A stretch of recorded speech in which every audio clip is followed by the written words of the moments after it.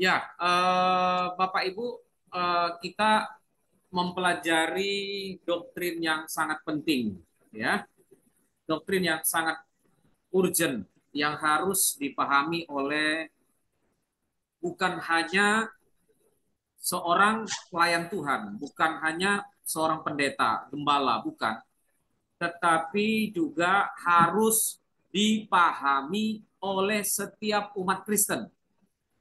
Jadi pengajaran ini atau doktrin ini harusnya dipahami oleh semua kalangan, bukan hanya dipahami oleh segelintir ya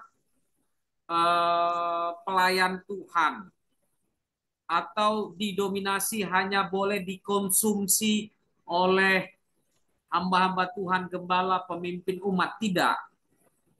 Ya, saya merasakan bahwa doktrin Trinitas ini ya selama saya bergereja ini sangat-sangat jarang diajarkan, sangat jarang diajarkan kepada umat. Sehingga ketika diperhadapkan dengan pertanyaan-pertanyaan dari pihak luar, banyak sekali umat Kristen yang tidak tahu, tidak paham, tidak mengerti sama sekali untuk menjawabnya. Sehingga akhirnya ada dari beberapa mereka yang berpikir kok Tuhannya Kristen itu tidak masuk akal gitu. Itu banyak alasan begitu. Tuhannya Kristen Ya. kok tiga? Tiga. Kok apakah kita ini politeis, menyembah banyak Allah, menyembah banyak ilah? Nah ini sering terjadi, saudara. Nah oleh sebab itu maka umat Kristen harus memahami ini dan itu harus sebenarnya dimulai dari kita para pelayan Tuhan. Ya, kita para pelayan Tuhan harus clear akan hal ini sehingga kita dapat mengajarkannya kepada umat dengan baik. Dan harus juga secara clear diajarkan. Jangan sampai yang diajarkan kepada umat adalah doktrin Trinitas atau doktrin Tritunggal yang menyimpang gitu. Maka sering sekali itu kita dapati banyak pengajaran-pengajaran di YouTube itu ya, itu pengajaran yang menyimpang. Kenapa saya katakan menyimpang? Yang pertama, ukuran standarnya tentu Alkitab. Yang kedua, ukuran standarnya adalah sejarah gereja. Ketika saya bicara tentang sejarah gereja, maka berkaitan dengan pengajaran dari bapak-bapak gereja kita. Ketika saya katakan bapak gereja, maka ini diakui oleh semua gereja. Ya, diakui oleh semua gereja. Diwariskan oleh bapak-bapak gereja. Yang berikutnya, yang sangat penting juga, diwariskan oleh konsili gereja. Konsili itu berarti hasil rapat, hasil sidang dari bapak gereja yang kemudian benar-benar dipikirkan secara matang dan kemudian dibuat intisarinya, kemudian diwariskan kepada umat sampai hari ini. Ya, jadi apa yang dipikirkan oleh Bapak Gereja Konsili itu merupakan pemikiran yang sangat matang, bukan dipikirkan oleh satu orang. Jadi kalau ada pemimpin gerejakah namanya, apakah itu pendeta, dengan pemikirannya sendiri, dia hanya sendiri, dan berkata saya mendapatkan pemahaman yang baru tentang Trinitas yang berbeda dari semua orang, berbeda dari sejarah, berbeda dari Bapak Gereja, dan dia yang dapatkan sendiri, maka dapat dipertanyakan, ya, dapat disangsikan, dapat diragukan. Kenapa, saudara? Karena sesungguhnya doktrin Trinitas Tritunggal ini sudah dipikirkan oleh Bapak Gereja kita pada abad mula-mula, sejarah gereja mula-mula.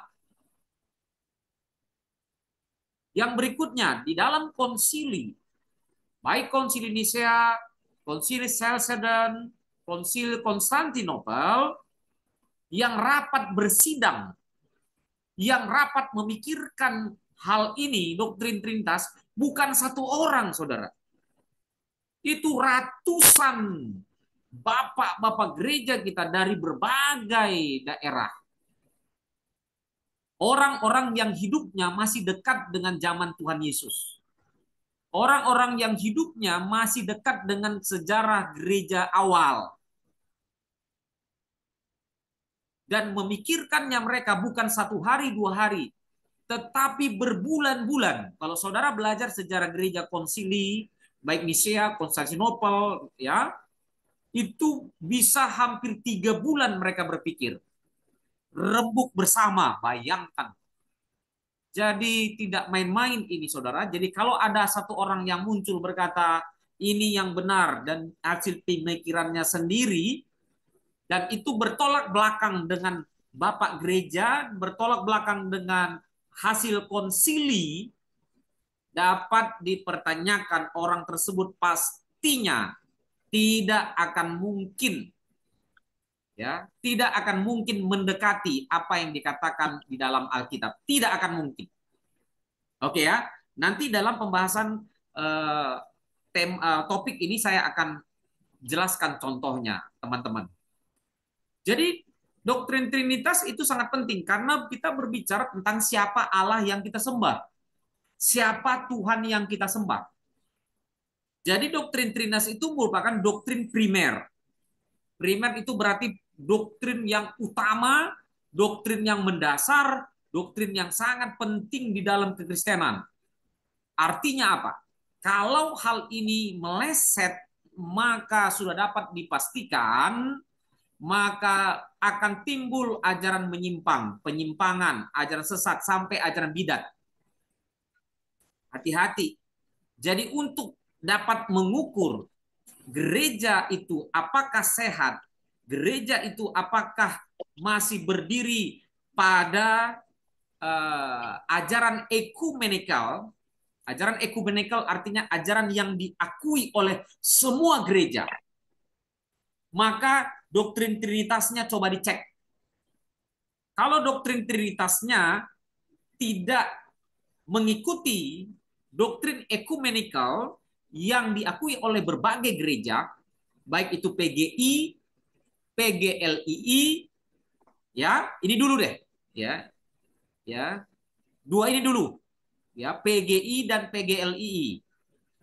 Ya, walaupun sebenarnya saya juga mempercayai PGPI, tetapi saya harus jujur, ya, di dalam PGPI, lembaga PGPI itu tidak tegas, untuk berkata bahwa doktrin sinode ini sudah menyimpang. Itu kadang-kadang yang saya perhatikan. Saya tidak sedang menjudge, tapi saya punya banyak bukti. Ya, saya punya banyak bukti bahwa di dalam lembaga PGPI itu banyak tidak ketegasannya. Ya, kalau PGI dan PGLII, maka mereka memegang teguh doktrin ekumenikal. Ya, kalau suatu gereja, suatu sinode tidak mempercayai dalam hal doktrin primer Trinitas ini, maka otomatis tidak akan mungkin masuk di dalam PGI dan PGLI. Nah, jadi saya punya alasan kuat, ya, untuk standar ini, maka lembaga ini saya rasa menjadi rujukan yang sangat kuat. PGI dan PGLII. Untuk PGPI saya tidak yakin sepenuhnya. Ya. Berikutnya, saudara. Nah, ini dia. Doktrin Trinitas itu adalah doktrin yang istimewa. Kenapa istimewa? Karena agama lain nggak punya dan tidak mempercayai ini. Dia unik, saudara. Oleh sebab itu, karena dia istimewa dan unik, please jangan sama-samakan doktrin Trinitas yang kita miliki dengan agama lain. Maka pasti nanti perspektifnya berbeda.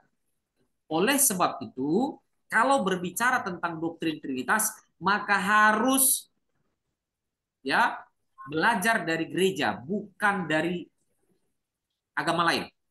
Saya tidak rekomendasi. Ya, tegas untuk hal ini harus tegas. Karena nanti bisa berbeda-beda dan kita jadi kabur untuk hal ini.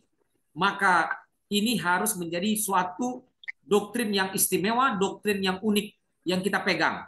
Dan kita jangan malu. Ya, saudara, ajarkan kepada jemaat, bagi kita yang sudah gembala, sudah pendeta, jangan pernah malu mengatakan bahwa Alkitab kita, iman kekristenan kita percaya akan Trinitas. Itu harus penting. Berikutnya, sumber mutlaknya harus dari Alkitab. Ya, ya. Memang akhir-akhir ini kan banyak sekali.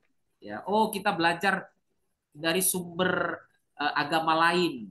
Jangan-jangan ada juga dari ajaran lain itu, agama lain juga bahas tentang Trinitas. Saya tidak rekomendasi.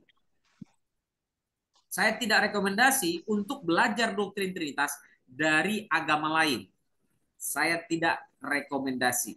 Ya, saya rekomendasi ya doktrin Trinitas itu dalam konteks Kristen. Apakah Kristen Barat atau Timur, saya masih aminkan.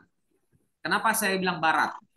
Kalau Barat kan itu ya sebenarnya kita ini kan di Indonesia bagian dari Barat. Kalau Timur, Kristen Timur itu kan Ortodoks. Ya, nah, itu pun sebenarnya kita mempercayai doktrin Trinitas. Walaupun dalam menjelaskannya yang ada beberapa perbedaan. Tetapi mau Kristen Barat, ya mau Kristen Timur Ortodoks, pada hakikatnya mempercayai doktrin Trinitas. Gitu. Ya. Dan bersumbernya mutlak dari Alkitab, bukan dari sumber literatur yang lain. Oke. Berikutnya Saudara, maka yang harus kita ketahui bahwa di dalam Alkitab Perjanjian Lama kita dikenal istilah keesaan Allah. Di dalam Ulangan 6, di dalam Keluaran juga dijelaskan bahwa Allah itu esa. Di dalam Ibrani disebut Ehad. Ya. Maka orang Yahudi mempercayai bahwa Allah itu adalah Ehad, esa, monoteism. Ya, monoteism artinya hanya ada satu Tuhan, hanya ada satu Allah. Di dalam Shema Israel, Ulangan 64 juga ayat 4 juga Allah itu Echad. Allah itu Esa. Ya, di dalam PL ajaran monoteisme itu hanya dimiliki oleh orang Yahudi. Maka bangsa-bangsa lain itu pada waktu itu Amon, Moab, Filistin, demikian juga bangsa Mesir, Babilonia, itu mereka menyembah politeism. Dan bahkan kalau kita masuk dalam Mesir, Firaun itu disembah. Firaun itu disembah, selain dari Firaun yang disembah, maka ada juga berhala-berhala yang lain. Jadi masuk dalam politeism mereka. Jadi di dalam Perjanjian Lama hanya Yahudi Israel menyembah Allah yang monoteis. Allah itu Echad, Allah itu Esa. Nah, pertanyaannya sekarang, apakah orang Kristen menyembah Allah itu Esa? Bapak Ibu, kalau ditanya kita sekarang, apakah kita menyembah Allah yang Esa? Pasti, Pak. Iya. Bisa Ya, Iya, Pak. menyembah Allah yang Iya, esa. Pak. harus kita katakan ya. Jadi baik Yahudi maupun Kristen sama-sama menyembah Allah yang esa, sama-sama menyembah Tuhan yang esa. Maka baik Yahudi maupun Kristen masuk dalam golongan monoteism. Gitu saudara. Ya, Yahudi monoteism, Kristen juga monoteism. Nah, pertanyaannya, lantas di mana perbedaannya antara monoteism Yahudi dengan monoteism Kristen? Oke, bedanya yaitu monoteism Yahudi adalah monoteism yang mempercayai adanya satu persona atau yang disebut dengan satu pribadi Allah. Maka orang Yahudi menyebutnya sebagai Yahweh. Satu persona atau satu pribadi yang mereka sebut sebagai Yahweh. Kristen, kita memiliki dasar sumber kepercayaan perjanjian baru. Perjanjian barulah yang mulai membuat adanya ketajaman perbedaan di dalam penjelasan yang monoteism itu yang mana. Jadi baik Yahudi monoteism, Kristen monoteism, tetapi Alkitab perjanjian baru menjelaskannya secara spesifik, mulailah ada perbedaannya. Monoteism yang mana? Orang Yahudi mempercayai satu pribadi, yaitu pribadi Yahweh. Kemudian Kristen mempercayai Bapa, Anak, Roh Kudus adalah Esa, adalah Ehad. Jadi satu Allah, tiga persona. Atau persona itu person atau pribadi. Satu Allah, tiga pribadi. Jadi saudara, memang di dalam sejarah gereja ada yang berbeda, maksudnya berbeda, ada yang diskusi panjang.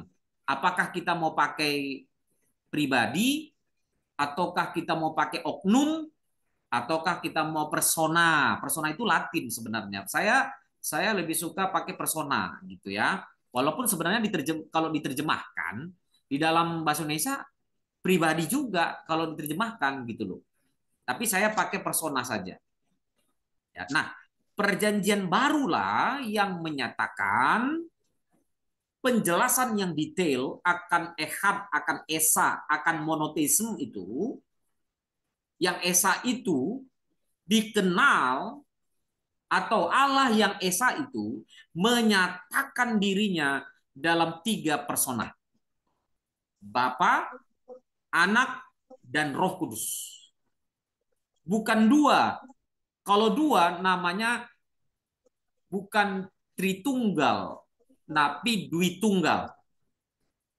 Ya, emang ada? Apakah ada yang Dwitunggal? Ada. Ya. Kemudian, apakah ada yang lebih dari itu? Ya mungkin ya, kalau lebih empat ya saya nggak tahu. Tapi yang pasti ada Dwitunggal itu ada. Oke ya.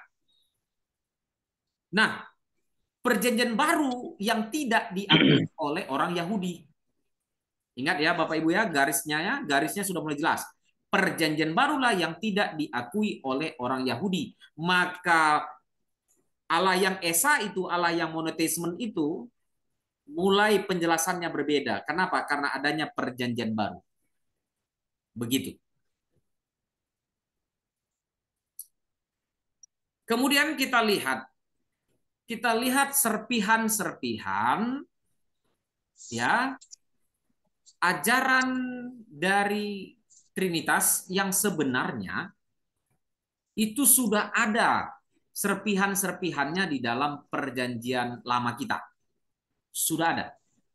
Contoh, saya ambil contohnya. Di dalam perjanjian lama kita, serpihan yang paling pertama itu, contohnya itu di dalam Kejadian 1 ayat 1.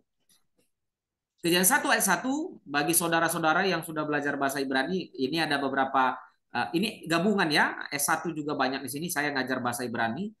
Beresit bara Elohim, ya kan? Di dalam Kejadian 1 ayat 1, Beresit bara Elohim. Nah, kata Elohim, saudara, kalau dipelajari dengan baik-baik, ya, itu bentuknya jamak. Mana yang menjadi jamak? Yaitu akhiran kata im. Akhiran kata im ini menandakan dia jamak. Allah itu jamak, not singular. Jadi Elohim itu not singular, tetapi dia jamak. Itu dipakai oleh Musa di dalam Kejadian 1 ayat 1. Pada mulanya Allah menciptakan. Pada mulanya Allah menciptakan. Kata Allah itu Elohim dipakai sudah jamak. Oke ya. Berikutnya, di dalam Kejadian 1 ayat 26. Baiklah kita, ya. Baiklah kita, di dalam Kejadian 1 ayat 26 juga akhiran im di sana. Itu menjelaskan juga bahwa di dalam perjanjian lama sudah diperkenalkan, ya, sudah diperkenalkan ajaran Trinitas, tetapi masih dalam bentuk yang samar-samar. Saya pakai istilahnya samar-samar. Kenapa saya pakai istilahnya samar-samar? Karena nanti perjanjian barulah menjelaskan kepada kita penjelasan tentang Trinitas dengan baik. Baru dia terang benderang. Begitu ya. Jadi dalam perjanjian lama sudah mulai dimunculkan, tetapi dalam perjanjian baru dijelaskan dengan baik. Gitu ya.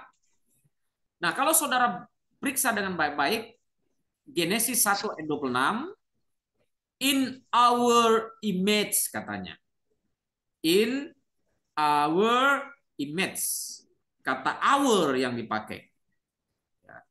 Kata kita yang dipakai.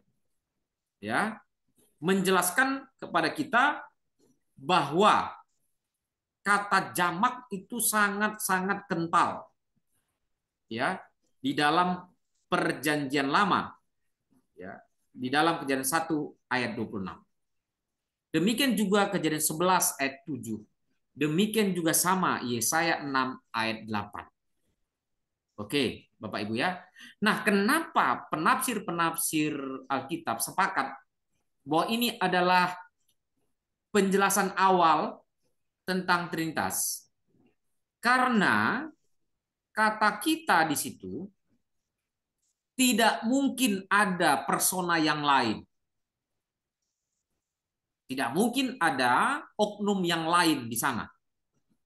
Ada memang pengajar-pengajar yang kita katakan heresi ya, atau pengajar yang mengarah kepada bidat juga, bisa dikatakan bidat. Mengatakan bahwa baiklah kita menciptakan. Oh, di sana itu kita, di situ malaikat. Nah, ini harus tegas kita katakan itu tafsiran yang salah. Kenapa? Dari segi konteksnya saja sudah ketahuan bahwa kata kerja yang dipakai di sana adalah kata bara, Elohim. Bara berarti menciptakan. Saudara, oknum atau pribadi yang menciptakan itu hanyalah Tuhan, bukan malaikat. Gitu, ya kan?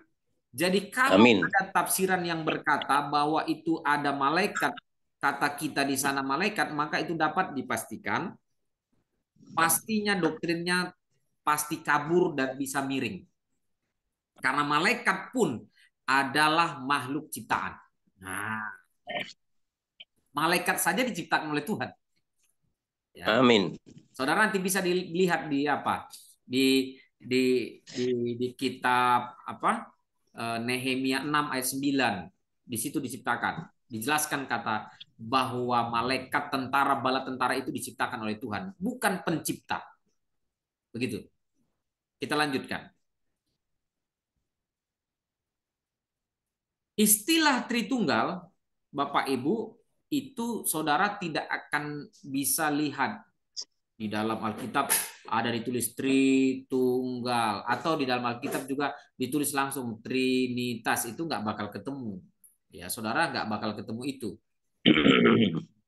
Tetapi ingat, ya, sekalipun tidak ditulis secara literat, bukan berarti ajarannya itu tidak ada. Gitu ya. Jadi harus hati-hati Bapak Ibu. Jangan pikir, oh kan tidak ada ditulis Trinitas, tidak ada ditulis Tritunggal. Jadi ya nggak mungkin ada ajaran itu. Enggak, saudara. Ya. Jadi Alkitab kita itu bukan hanya bisa ditafsir secara literat, tapi dia juga bisa ditafsir secara sistematika namanya. Sistematik teologi. Ketika kita mendalaminya, maka kita lihat akan di dalamnya, oh ternyata mengandung sangat kuat. Ya, bukan hanya kuat, sangat kuat tentang Trinitas. Gitu. Ya. Oke. Jadi perjanjian lama memberikan pernyataan yang tidak lengkap. Oke, nanti perjanjian baru menjelaskan secara lengkap. Nah, di dalam perjanjian baru maka kita akan baca Matius 3 ayat 16 sampai 17, waktu Yesus dibaptis, kan begitu kan? Ya.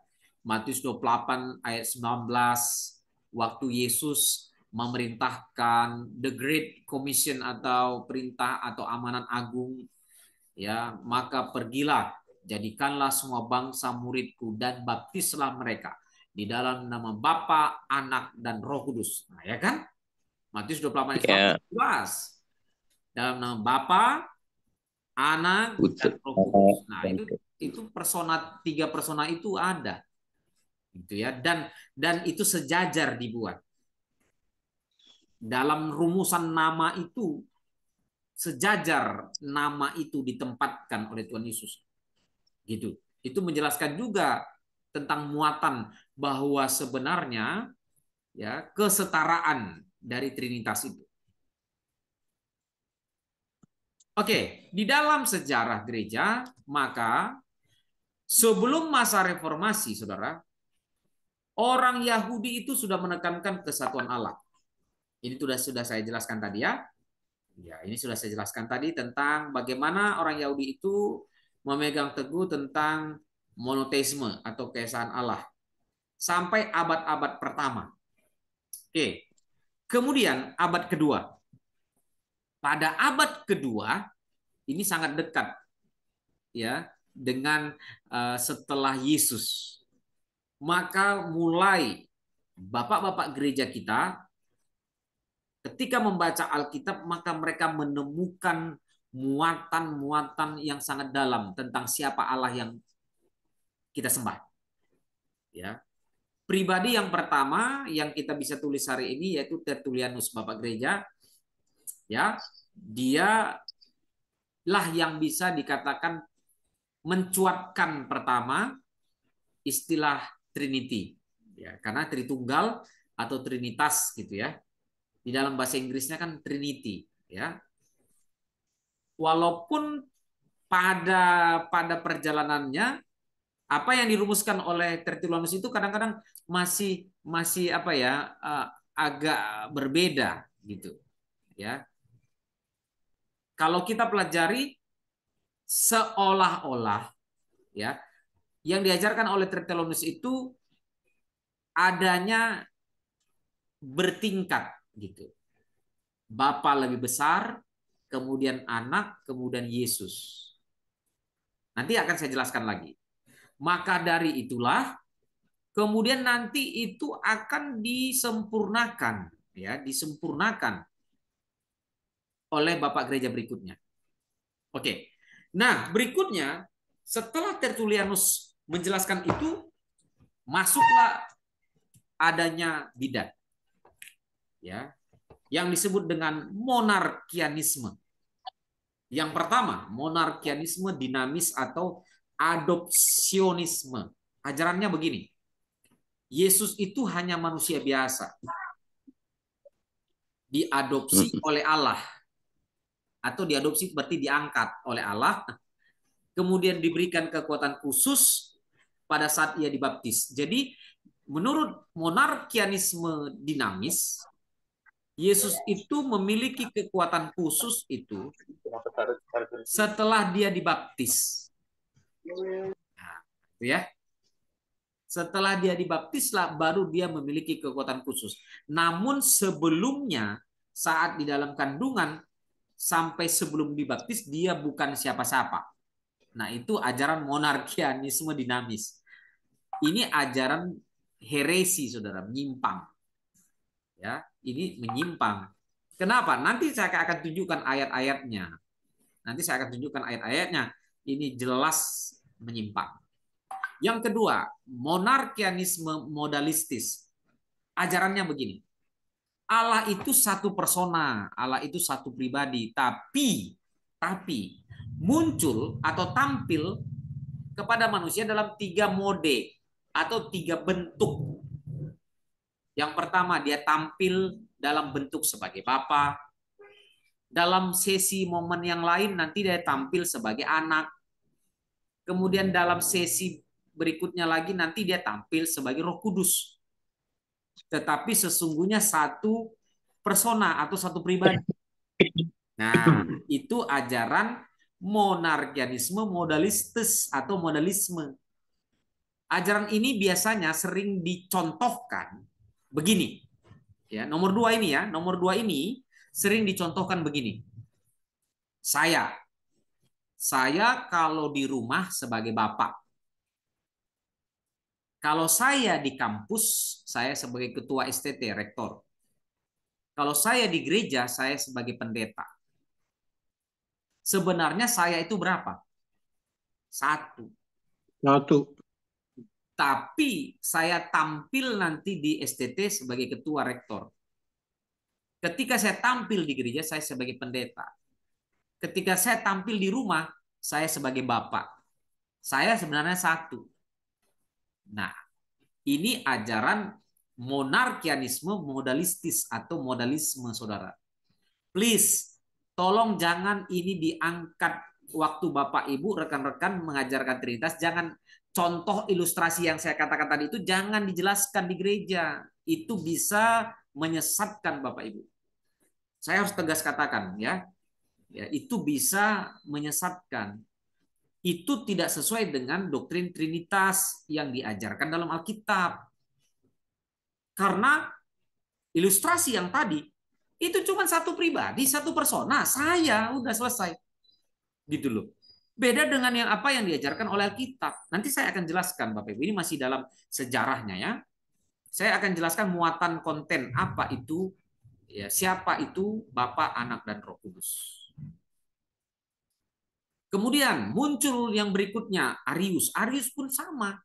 Ini masih bidat yang menentang Tertullianus. Jadi kita pegang tadi Tertullianus mencetuskannya. Kemudian sudah ada tadi 2 bidat. Tambah lagi ini satu, Arius. Dia bilang begini. Dia tidak setuju bahwa Yesus itu adalah Allah. Arius juga tidak setuju bahwa Roh Kudus itu adalah Allah. Jadi Arius itu hanya setuju Allah itu ya Bapa. Nah, jadi menurut Arius hanya Bapa lah yang adalah Allah. Yesus bukan, Roh Kudus pun bukan. Nah, nanti kemudian setelah itu karena sudah heboh ya pada abad ketiga, maka bapak-bapak gereja kita merapatkan barisan kembali untuk menyusun ya apa yang sudah dicetuskan oleh Tertullianus. Maka lahirlah Konsili Nisea. Ini yang saya sebutkan Bapak Ibu.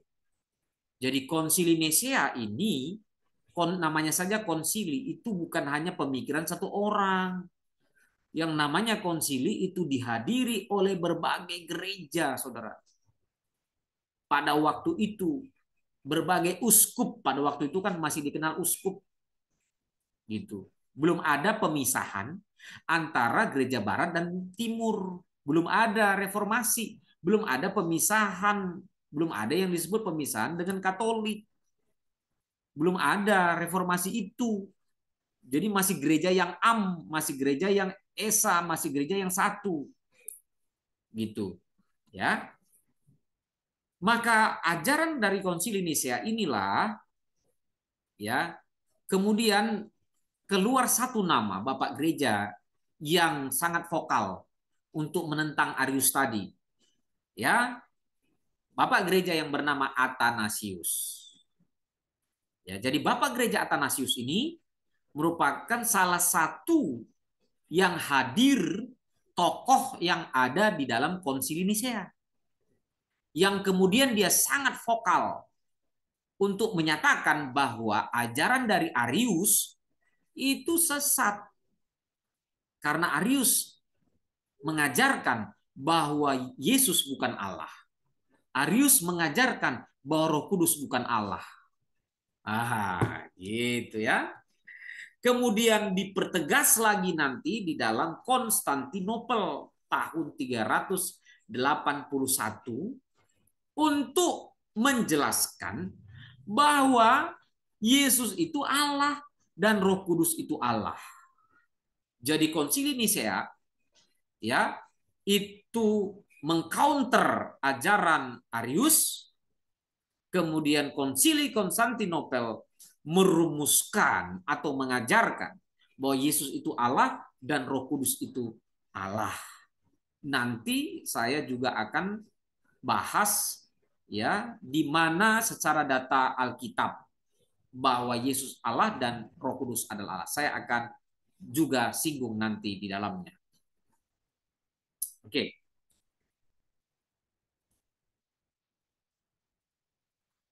Kemudian pendapat Athanasius ini tadi, ya, pendapat Athanasius tadi ini adalah Bapak Gereja yang hadir di dalam Konsili Nisea, ya. Ingat ya Bapak Ibu, ya.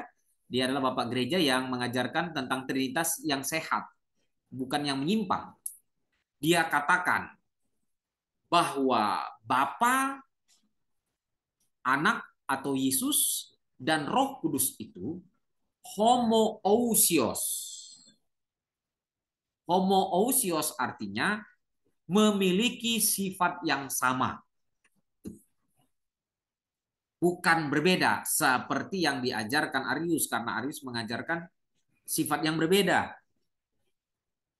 Arius juga hanya berkata sifat Bapa dan Yesus itu hanya mirip. Maka Arius di counter oleh Athanasius. Arius berkata homoiousios, sifat mirip. Ya, Bapa itu dan Yesus memiliki sifat yang mirip. Tetapi Athanasius katakan bukan sifat yang mirip, tetapi sifat yang sama. Homoousios. Ya. Kemudian Athanasius juga katakan, ya, bahwa ajaran yang diajarkan Arius, Bapa itu lebih tinggi, kemudian Yesus, kemudian Roh Kudus itu bertingkat, berjenjang, yaitu yang dikenal istilah dengan subordinasionisme. Jadi subordinasionisme itu adalah ajaran juga yang diajarkan oleh Arius, Bapa itu lebih besar, dialah yang Allah sesungguhnya. Kemudian di bawahnya itu Yesus, di bawahnya Roh Kudus. Itu juga menyimpang. Itu dinyatakan di dalam Konsili Nisea dan ditegaskan oleh Bapak Gereja Athanasius. Itu. Oke. Jadi Athanasius itu berjuang, ya, berjuang 17 tahun, Saudara, ya, untuk mengajarkan Trinity, ajaran Trinity yang tepat, ya. Dan kemudian nanti Kaisar Konstantin, ya, dicelikkan matanya dan dia mendukung apa yang diajarkan oleh Athanasius. Tapi ingat, bukan karena Kaisar Konstantin itu dia Kristen, jadi dia bela Athanasius, bukan. Ya, kalau begitu kan nanti hanya berbau politik, kan gitu kan. Oh, karena Kaisar Konstantin itu Kristen, dan dia sepakat dengan Athanasius, maka dia bela Athanasius. Itu kan politik kalau begitu. Tidak, tetapi memang karena yang diajarkan oleh Athanasius itulah yang benar-benar sesuai dengan Alkitab. Begitu. Ya. Nah, kemudian nanti Kaisar Konstantin diganti oleh penggantinya. Dan penggantinya itu memihak kepada kaum Arianisme. Nah, ini. Apa itu kaum Arianisme? Begini, kalau Arius tadi kan tokoh utamanya kan Arius, maka pengikutnya disebut Arianisme. Nah, jadi karena pengganti dari Konstantin itu adalah pihak kepada Arius, maka dibelalah ajaran Arius. Wah, ini memang ada bercampur sedikit dengan pemerintah yang ada, kaisar yang ada pada waktu itu. Nah, sampai pada akhirnya abad keempat dan bahkan bisa disebut abad kelima sebenarnya, ya, doktrin Trinity itu mulai clear, ya, doktrin Trinity itu mulai clear, jelas, ya, dipikirkan dengan baik, dirumuskan dengan baik abad kelima oleh Bapak Gereja yang sangat terkenal yaitu Agustinus. Ya. Makanya kalau di Katolik disebut sebagai Santo Agustinus. Tapi ingat Bapak Ibu ya, dulu belum terjadi pemisahan antara Katolik dan Protestan. Ingat itu. Kita masih satu pohon. Jadi dengan demikian, kalau bicara Bapak Gereja Agustinus, bukan hanya milik Katolik. Ini yang seringkali miss atau bisa dikatakan kurang diajarkan di dalam gereja Protestan. Apalagi kalau di gereja karismatik Pentakosta ini kurang diajarkan gitu loh. Jadi seolah-olah Bapak Gereja Agustinus, Katolik kalian kan. Bukan gitu loh. Ini karena tidak diajarkan sejarah itu. Sehingga orang nggak tahu gitu loh. Siapa itu Agustinus. Ya, jadi saya ingin jelaskan kepada kita bahwa pada waktu itu belum terjadi pemisahan antara Katolik dan Protestan. Ingat ya, reformasi itu terjadi abad 16, 1517 yang dilakukan oleh Martin Luther, jauh sekali. Abad 16, 1500-an.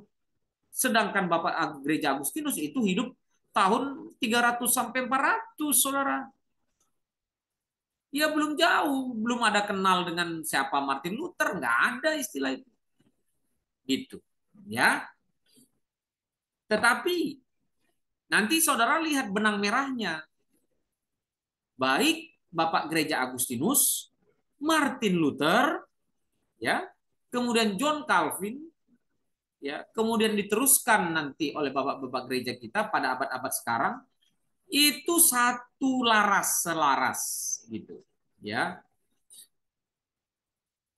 Jadi Bapak Gereja Agustinus menulis buku yang terkenal yang namanya The Trinity atau The Trinity.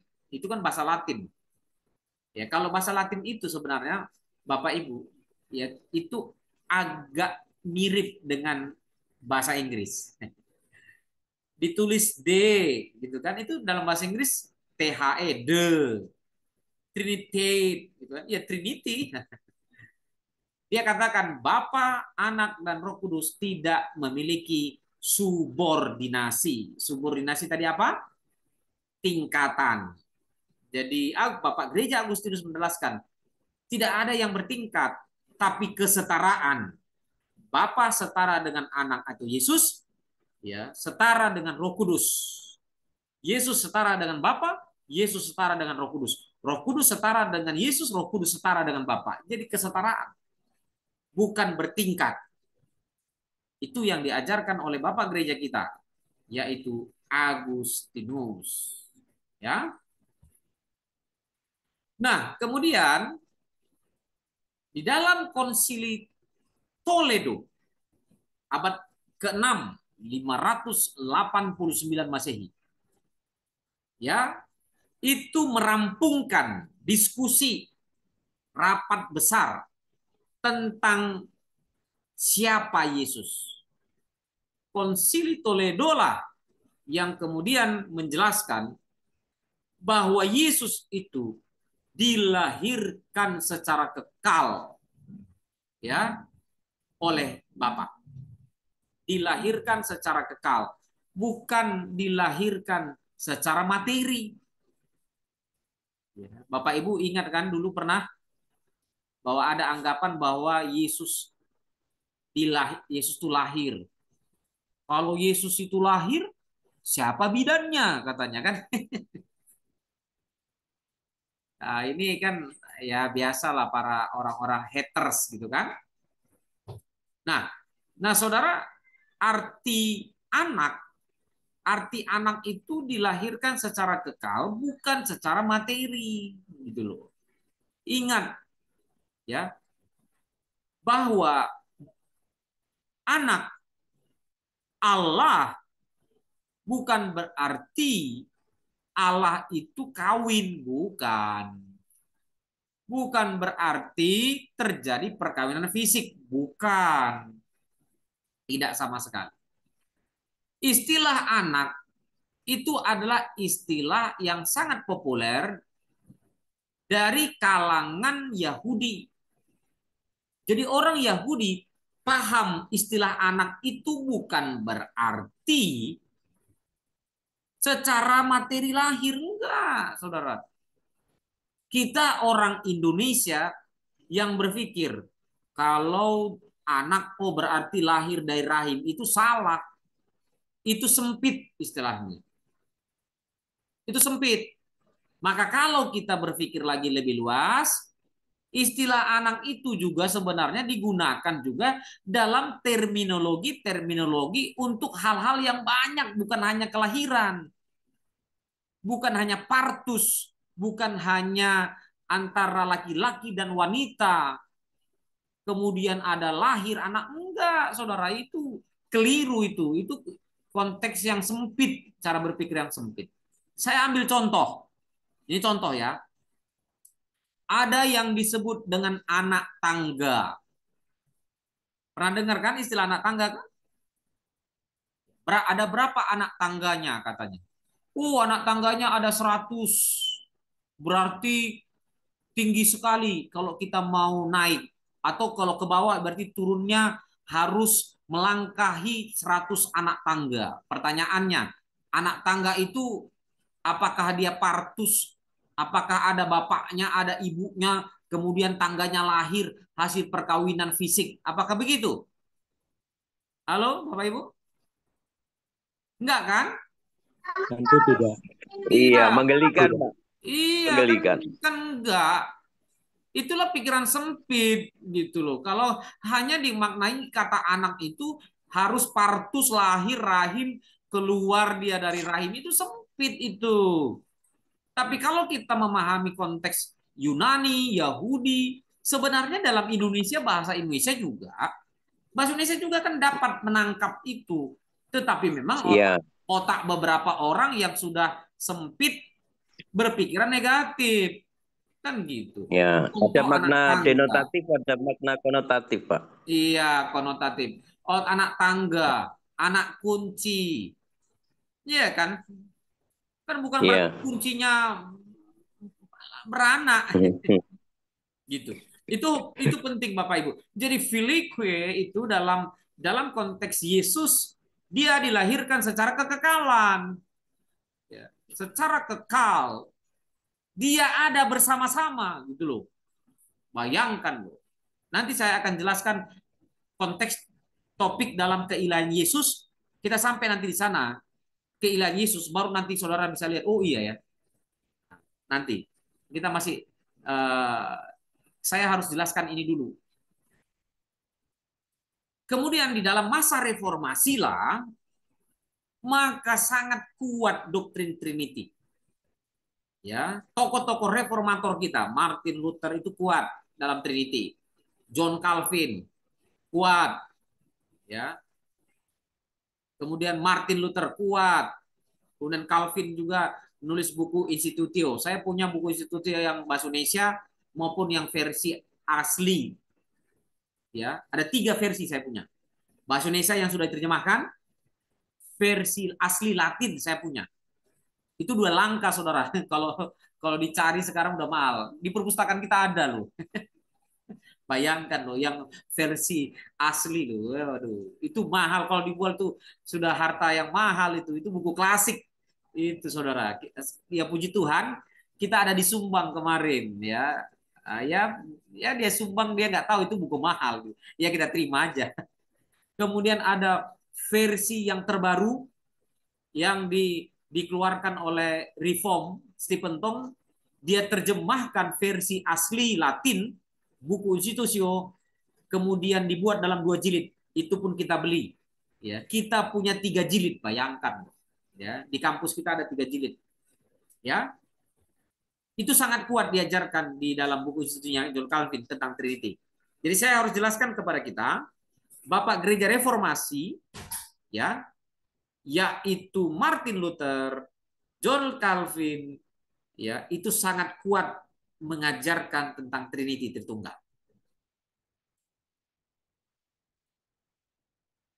Setelah masa reformasi, maka bisa dikatakan ya hampir tidak ada lagi yang berani. Wah, gitu ya. Hampir tidak ada lagi. Kalaupun ada, ya dia itu hanya mengulang kekeliruan yang masa lalu. Kekeliruan masa lalu itu yaitu Arius. Kemudian ada tadi ya modalisme, tadi kan subordionisme tadi. Jadi ngulang-ngulang lagi, itu lagi yang diulang.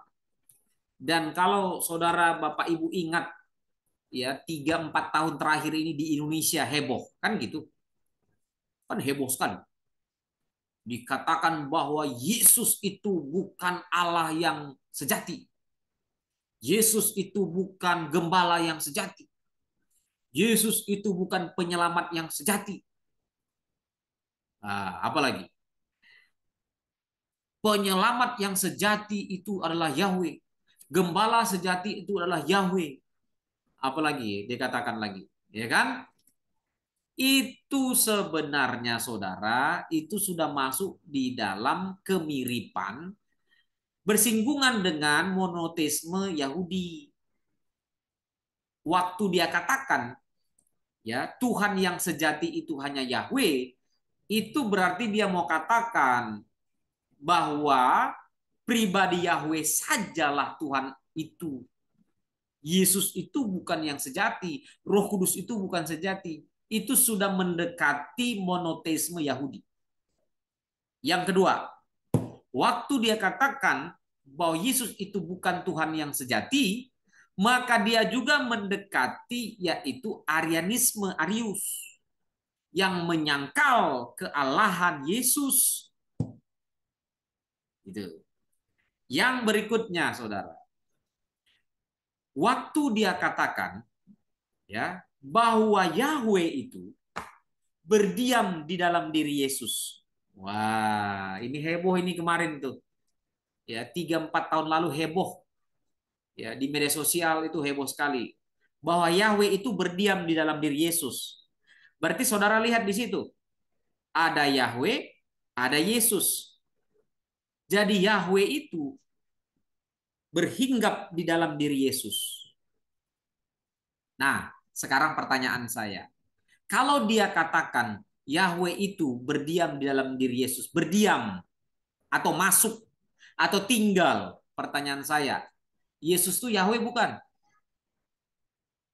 Kalau konsep yang demikian. Halo Bapak Ibu.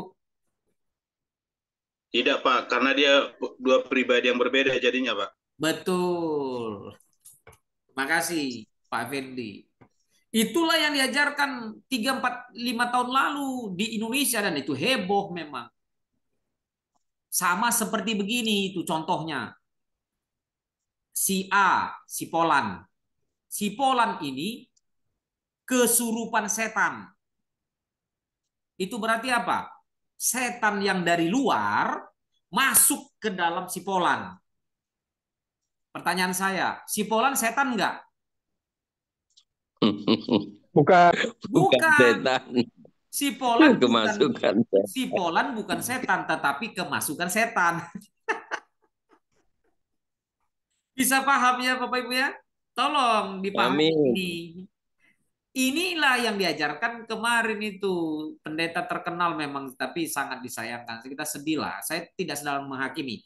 Tetapi kalau bicara tentang doktrin, kita harus katakan, oh ini nggak benar. Saudara jangan ragu-ragu itu ya. Bapak Ibu jangan. Pak, dia kan pendeta. Biarpun pendeta kalau diajarkan sudah menyimpang, katakan ya, katakan ya, tidak dikatakan tidak. Lebih dari itu berasal dari siapa? Jahat. Musuh Allah. Si jahat dong, si bolis. Orang Nias bilang behu. Kan gitu. Jadi jangan ragu-ragu menyatakan kebenaran. Karena kebenaran tidak boleh abu-abu, saudara-saudara. Kebenaran itu nggak boleh Amin. abu-abu. Ya, ya, tidak, tidak. Kalau kita abu-abu, berasal dari mana? Iblis. Gitu. Jadi saya pun nggak boleh abu-abu. Saya katakan apa yang diajarkan pendeta sekalipun dia terkenal, itu sesat. Ya. Waktu dia katakan bahwa Yahweh itu berdiam di dalam diri Yesus, berarti dia tidak berkata Yesus itu bukan Yahweh. Sebenarnya ini saya ingin satu topik lagi nanti kalau misalnya nanti next pertemuan kedua saya akan jelaskan itu. Ya. Di Injil bagaimana Yesus katakan akulah dia. Wah, itu menarik nanti karena nanti takutnya terlalu luas kita pembahasan. Ya, menarik memang itu. Karena nanti ada topik kuliah umum yang lainnya, Saudara ya. Oke. Ini Amin. merupakan pernyataan penting yang harus atau rumusan penting ya. Rumusan penting yang secara garis besar yang harus kita imani dan amini. Yang pertama, Allah adalah tiga pribadi atau saya pakai istilahnya persona. Allah itu tiga persona. Bapa, Anak, Roh Kudus. Saudara-saudara kalau baca di dalam Alkitab jelas ada Bapa, ada Anak yaitu Yesus, ada Roh Kudus. Ya kan? Contoh. Contoh. Yang dibaptis itu siapa Bapak Ibu? Yesus. Yesus yang dibaptis bukan Bapa kan? Betul. Bagaimana mungkin saudara berkata Iya, yang iya. dibaptis adalah Roh Kudus? Sudah bolak-balik saudara. Nah, maka dengan demikian ajaran Jesus only JO itu keliru. Yang mati di atas kayu salib siapa? Yesus. Yesus, bukan Bapa yang mati di atas kayu salib. Bukan Roh Kudus yang mati di atas kayu salib. Dengan demikian ajaran Jesus only itu keliru. Itu sesat. Jadi jangan pada Bapak Ibu yang percaya itu. Saya dengan kasih saya katakan jangan ada yang percaya Jesus only. Hanya Yesus saja. Bapa itu ya Yesus. Roh Kudus itu ya Yesus juga. Itu keliru, itu sesat saudara. Cukup dengan pernyataan ini, ajaran Jesus only itu sudah terbongkar dia. Itu palsu. Cukup saudara tanyakan. Yang berinkarnasi, yang lahir sebagai manusia, itu siapa? Apakah Bapa lahir sebagai manusia? Tidak. Tidak. Yesus. Yesus yang lahir sebagai manusia, bukan Roh Kudus.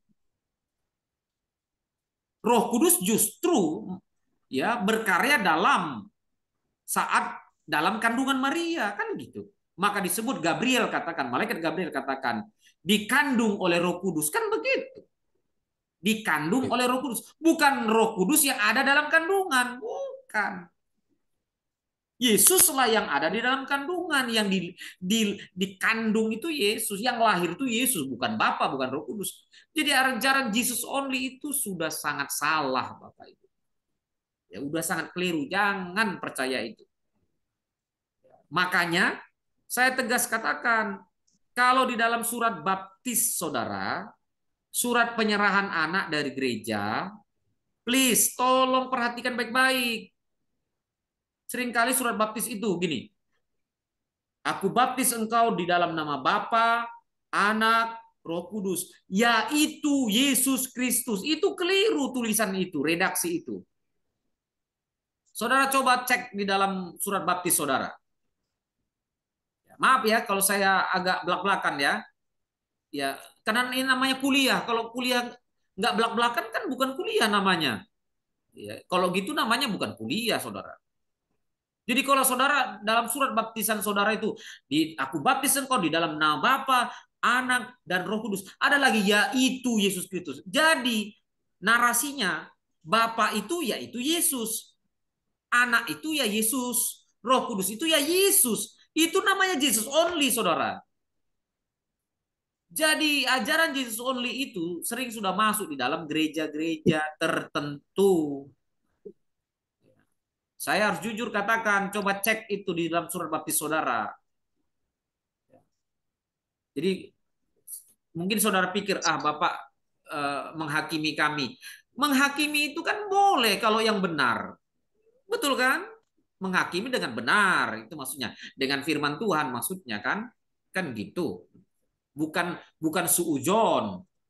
Kalau saudara cek, silakan cek surat baptis saudara. Atau coba lihat di internet surat baptisan gereja itu, coba cek. Itu banyak. Saya nggak perlu tampilkan banyak. Nggak enak nanti karena ada nama gereja. Nanti saudara berasal dari gereja itu takutnya tersinggung lagi. Tapi padahal soalnya nggak usah tersinggung harusnya Bapak Ibu. Karena kita belajar. Ya, maka saya di sinode kami Gereja Kristen Baitani saya tegaskan itu karena saya juga masuk dalam tim pengajar Gereja Kristen Baitani. Ya, Gereja Kristen Baitani itu anggota PGI dan anggota PGLII. Kami tidak masuk dalam PGPI justru. Iya, itu waktu dalam rapat itu sinode apakah kita mau masuk dalam PGPI? Ya, sinode bilang ngapain masuk PGPI? Sudah berada di dalam PGI dan PGLII gitu. Begitu ya, tapi Bapak Ibu ini dalam ruang kelas kita harus tegas. Dalam ruang kelas. Kalau di dalam gereja penuh kasih, maka pendekatannya berbeda. Ya. Jadi kalau di gereja pendekatannya berbeda. Kalau dalam kelas harus tegas. Artinya apa? Di gereja pun tegas, tetapi bagaimana pendekatannya pelan. Ya, karena beda kalau di dalam gereja. Tapi harus juga tegas. Oke. Masing-masing pribadi Allah itu adalah Allah yang sempurna. Artinya apa? Bapa itu Allah yang sempurna. Yesus itu Allah yang sempurna. Roh Kudus juga Allah yang sempurna. Saksi Yehua itu menyangkal Yesus adalah Allah yang sempurna. Menyangkal bahwa Roh Kudus adalah Allah yang sempurna. Itu saksi Yehova. Jadi jangan coba-coba masuk di dalam saksi Yehova Bapak Ibu ya. Karena saksi Yehova itu sudah menyangkal Yesus Kristus adalah Allah. Nanti saudara saya akan jelaskan saudara. Ya. Bahwa barang siapa yang menyangkal Yesus adalah Allah, sama saja dia menyangkal bahwa Yesus adalah manusia. Nanti saya akan jelaskan. Kenapa saudara? Karena bagi saksi Yehova, Yesus itu hanyalah rasul atau nabi biasa. Atau utusan biasa. Manusia biasa dia. Itu bagi saksi Yehova. Tetapi saya akan buktikan saudara. Bahwa Yesus itu bukan hanya manusia biasa. Tetapi dia adalah Allah. Ya. Nanti saya akan jelaskan kealahan Yesus. Juga kealahan Roh Kudus juga akan kita jelaskan. Berikutnya, pernyataan penting. 3 pribadi, tetapi Allah yang esa. Satu esensi dia, satu ekat, ya, hakikat dia. Tapi 3 pribadi atau persona. Jadi saudara kalau ditanya Allah kita itu berapa, maka saudara kita harus jawab Allah kita itu esa. Gitu. Jadi jangan saudara bilang Allah kami 3, itu salah. Karena waktu ada orang yang bertanya, dia sedang bertanya tentang numerik. Maka kita harus bilang esa. Ya, kalau mau clear lagi, kami menyembah satu Allah. Nah, begitu. Ya. Tapi kemudian penjelasannya nanti berikutnya jelaskan kepada dia. Ya, jadi jangan saudara bilang Allah kami tiga, salah itu. Ya, kita orang Kristen bukan menyembah tiga Allah, itu salah. Ya, itu keliru. Oke, ya sampai di sini kalau ada mau bertanya dulu, silakan dulu, Bapak Ibu.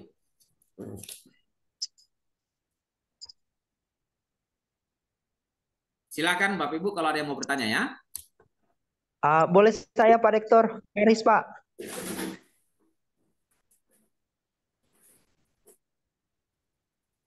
Ya, silakan. Siapa Pak? Saya Pak Rektor, Faris kalian sih Pak. Oh ya, silakan Pak Faris, silakan mari. Eh, Tadi kan Pak Rektor sempat singgung tentang berdoa di dalam kalau terakhirnya menyebut di dalam nama Tuhan Yesus itu keliru. Jadi eh, bagaimana yang benarnya Pak? Mohon penjelasannya Pak. Terima kasih. Ya, ya, ya, bukan hanya doa ya, bukan hanya doa berkat. Ya, termasuk juga doa berkat kan? Doa berkat, doa penutup seringkali kan? Ya, di dalam nama Bapa, Anak, Roh Kudus, yaitu Yesus Kristus, begitu kan? Ya, Iya benar. maka yang benar itu di dalam Matius 28 ayat 19 dan 20, Pak. Yang benar itu adalah aku berkati engkau dalam nama Bapa, Anak, dan Roh Kudus. Amin, sudah selesai. Begitu, Pak. Hanya begitu aja Pak Rektor. Ya, itu yang dinyatakan Alkitab, Pak. Oh siap Pak, siap Pak Rektor, siap. Terima kasih Pak Rektor. Ya, jadi kalau ditambahin dalam nama Bapa, Anak, Roh Kudus, yaitu Yesus Kristus, itu sudah Jesus only. Soalnya ketua majelis daerah kami berdoa seperti itu, jadi ya kami mengikuti. Ya, makanya tadi saya sudah bilang kan, saya tidak ingin menyebutkan satu nama sinode, saya tidak mau, tapi saya jujur sudah pelajari itu. Tapi saya tidak ingin tidak ingin dalam tanda kutip menguliti lah, mempermalukan, tidak.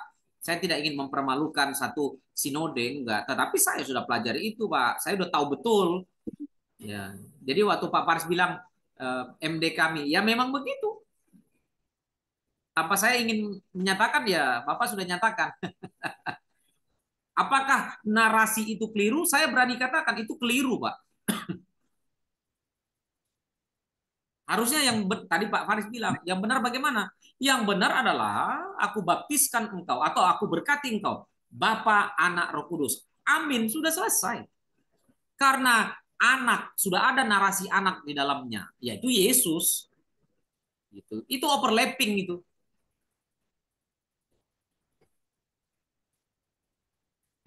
Izin Pak Rektor, boleh sekali lagi saya bertanya? Ya. Yang datang ke dalam dunia berinkarnasi itu diberi nama Yesus, Pak. Yang saya pahami. Ya, memang sama, kita sama pahami. Sama-sama kita pahami. Berdasarkan penjelasan dari Pak Rektor tadi, Allah kita tuh ada tiga personal ya, tiga hakikat ya, Pak. Iya, begitu ya Pak Rektor. Tiga hakikat, tiga persona ya.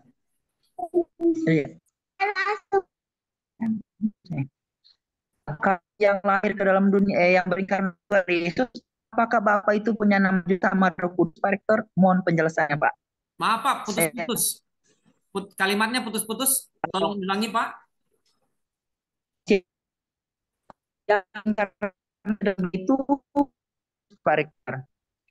Putus-putus Pak. Bapak Ibu apakah dengar dengan baik kalimatnya?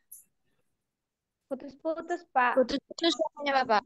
Putus-putus Pak Faris. Mohon tolong diulangi Pak.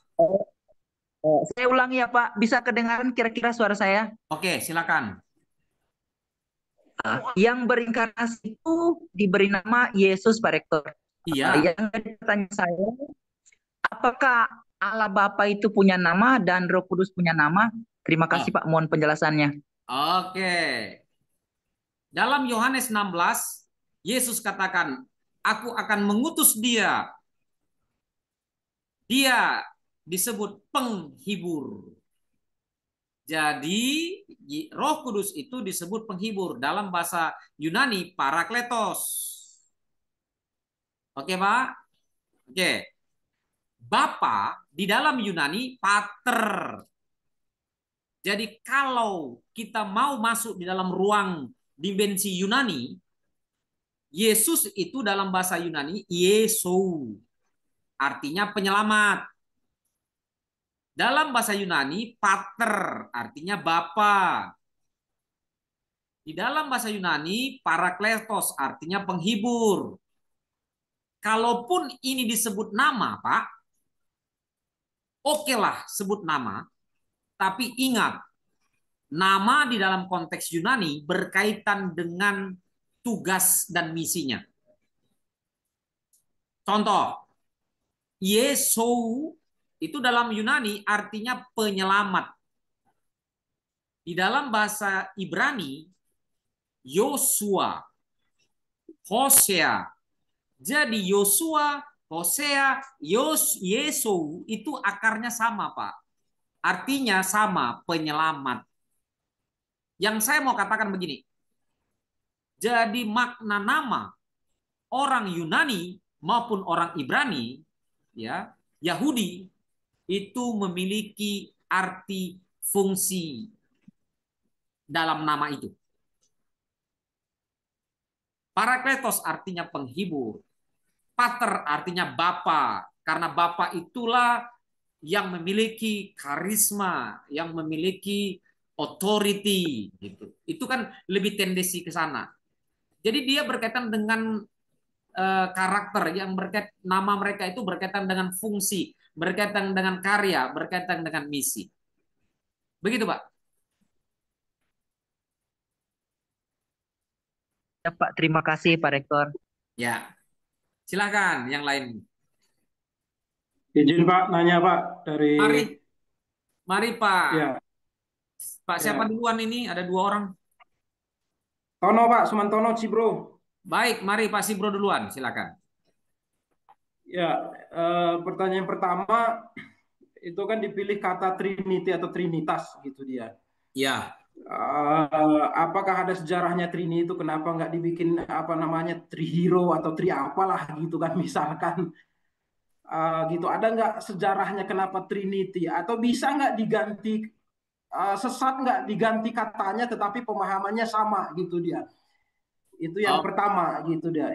Yang berikutnya adalah kita tahu bahwa akhir-akhir ini adalah muncul berbagai ajaran seperti Bapak bilang tadi, Jesus only, oneness, itu mirip-mirip lah itu kan.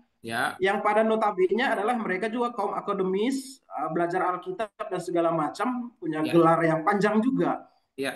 Gitu dia. Nah, pertanyaan saya, apakah kalau kita masuk ke dalam ini otomatis mereka sudah masuk ke dalam tanda kutip agak sesat karena tidak mempercayai tentang Trinitas gitu dia Jesus only gitu, sementara mereka percaya Yesus sebagai Tuhan dan Juru Selamat gitu dia.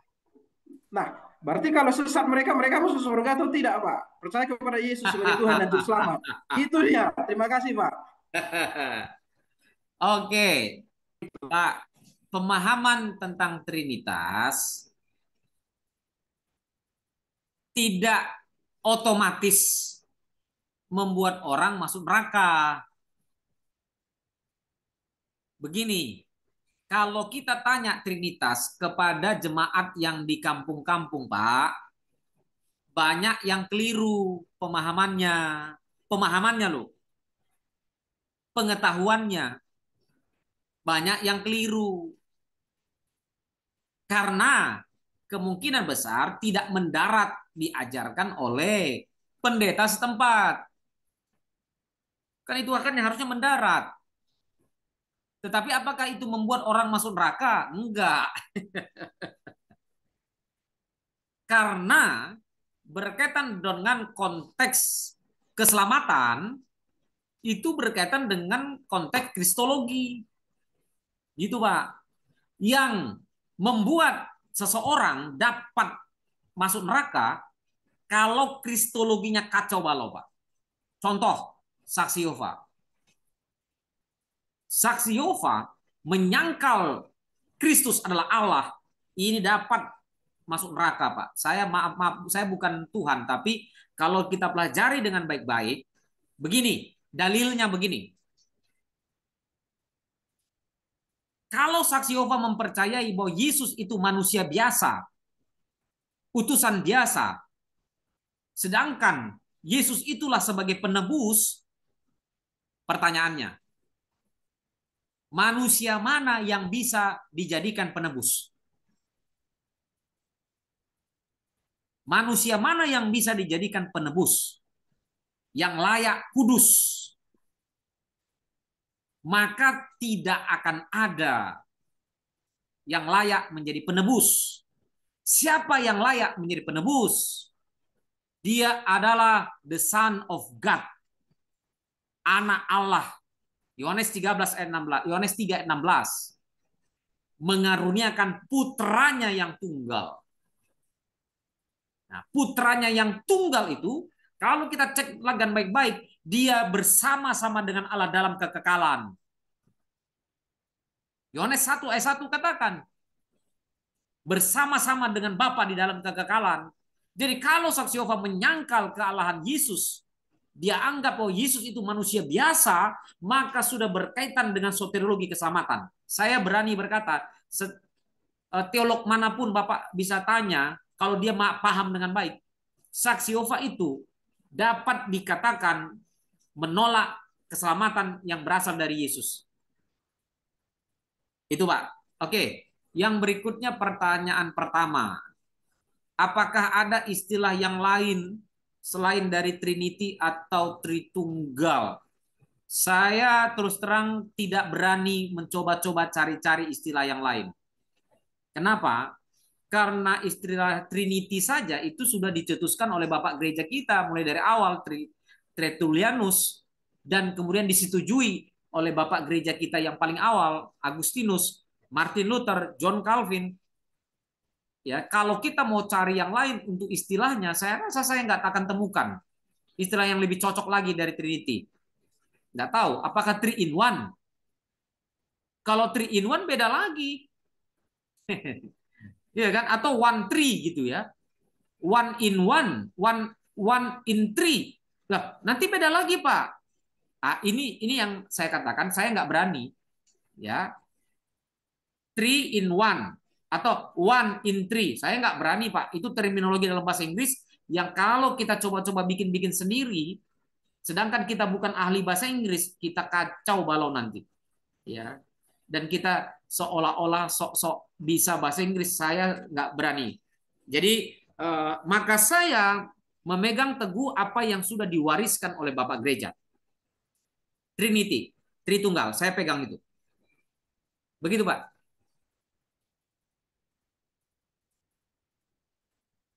Oke, silahkan yang lain kalau ada.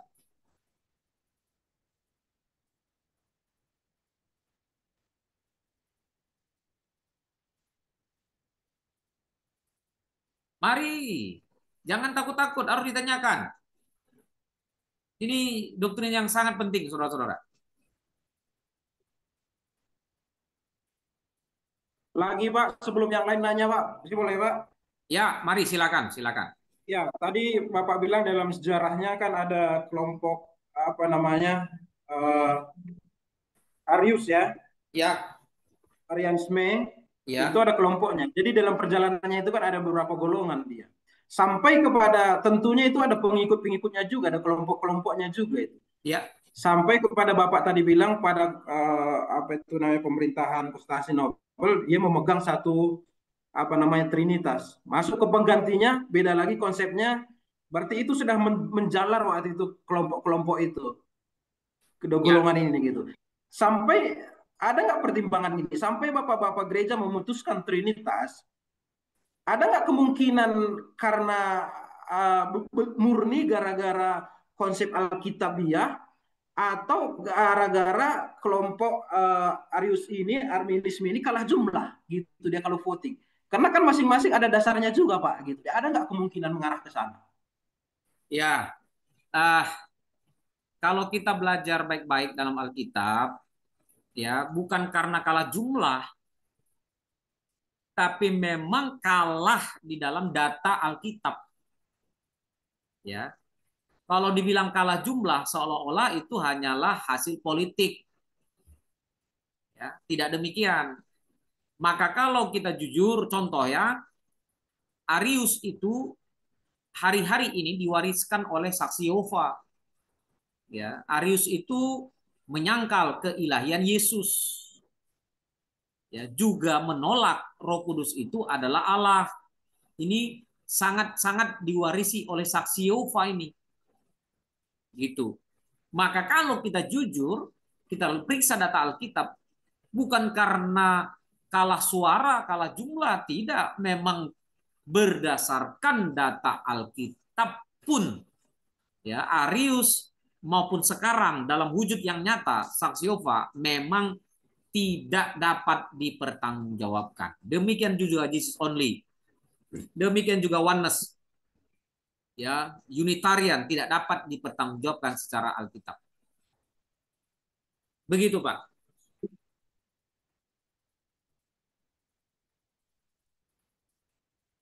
Silakan Pak Riki. Ada Pak Riki mungkin tadi mau bertanya. Bukan, silakan. Oh tidak Pak, nggak apa-apa. Oh iya, Cuman ya sekedar jadi pemikiran saya begini. iya. Ya, silakan Pak. Tentu Allah itu ketika dia mewahyukan dirinya sebagai Allah Tritunggal, Iya. ya kan?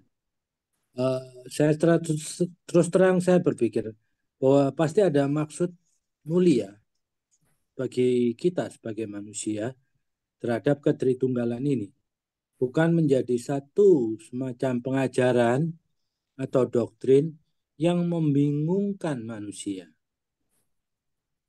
Nah, ini yang saya rasa yang perlu kita pikirkan bersama. Daripada kita kenapa anak-anak Tuhan selalu diperdebatkan masalah ketritunggalan. Apakah hanya Allah mewahyukan dirinya sebagai Allah Tritunggal atau sebagai Trinitas, itu hanya untuk mengacaukan pemikiran mengenai kepercayaan kita terhadapnya. Tetapi justru kalau ketika kita melihat ketritunggalan dari aspek rohani, dari satu aspek pemandangan yang pemikiran yang lebih jauh, tentu kita akan mengucap syukur karena Dia adalah Allah Tritunggal. Nah, ini yang perlu kita pikirkan. Tentu Allah mewahyukan dirinya adalah untuk maksud yang mulia, bukan? Kita tidak hanya diperdebatkan antara kita dengan anak-anak Tuhan yang lain, dengan kelompok sana, kelompok sini. Tentu Allah tidak ingin mewahyukan dirinya untuk hal yang sedemikian. Apakah Pak setuju dalam hal ini? Ya. Oke, terima Nah, ini kasih Pak. Ada lagi? tidak, itu Pak, itu yang Oh. jadi pemikiran saya dulu, Pak. Ya, baik. Terima kasih Pak Riki. Pak Riki ingin mencoba mendapatkan sesuatu hal makna di balik itu semua, gitu ya. Saya setuju itu, Pak. Saya setuju, tetapi jangan lupa apa yang diwahyukan juga harus kita pegang. Ya, apa yang diwahyukan harus dipegang. Juga tentunya kita tidak sedang ini berada dalam zona pertengkaran, bukan dalam zona pertengkaran atau zona perdebatan yang tak habis ujungnya, juga enggak. Makanya saya katakan bahwa kalau di dalam ruang akademis, nah ini ruang akademis Pak. Ya, betul. Kalau di dalam ruang akademis, saya harus tegas katakan ini loh, Trinitas itu ini. Nah, kalau dalam implementasi di dalam gereja, maka kita harus lebih soft. Ya, lebih soft karena itu dalam bentuknya pemuritan, maka kita harus menempatkan diri juga dengan kontekstual kepada jemaat secara perlahan. Dan juga kita sebagai seorang akademisi juga bukan mencoba untuk ya menuduh organisasi A, B, C Wah, itu sesat. Makanya saya dari awal saya tidak menyebut satu nama lembaga apapun. Nggak ada. Ya, saya tidak menyebut satu lembaga apapun. Saya tidak mau nyebut. Tetapi, tetapi ajaran yang dinyatakan di dalam Alkitab, saya harus tegas nyatakan bahwa Tritunggal itu yang begini. Dan di dalam sejarah gereja, yang A, yang B, yang C, itu sudah dinyatakan di dalam sejarah, itu masuk di dalam heresi, penyimpangan, atau bidat. Kita sebagai seorang akademisi, kita harus tegas menyatakan hal itu. Kita harus tegas menyatakan hal itu. Dan juga kita harus mengajarkan kepada jemaat, doktrin Tritunggal ini loh, tanpa juga tidak sedang menyakiti hati orang lain yang memahami yang lain. Contoh saksi Yehova gitu ya, contoh. Tapi kita harus jujur bahwa apa yang dinyatakan saksi Yehova itu berbeda dari kekristenan yang ada, yang kita wariskan. Makanya kalau kita jujur, Pak, saksi Yehova itu datangnya kemana sih? Berani nggak mereka ke agama yang lain? Nggak berani. Mereka tidak pernah mengetuk rumah orang Islam, mengetuk rumah agama Hindu, Buddha, nggak mau mereka. Mereka hanya berani mengetuk pintu yang ada salibnya dan kemudian masuk ke dalam. Nah, inilah gunanya pembinaan umat, ya, pembinaan umat supaya umat itu harus tahu yang kita pegang Trinity-nya, Trinitasnya yang begini, gitu. Yang begini. Ya.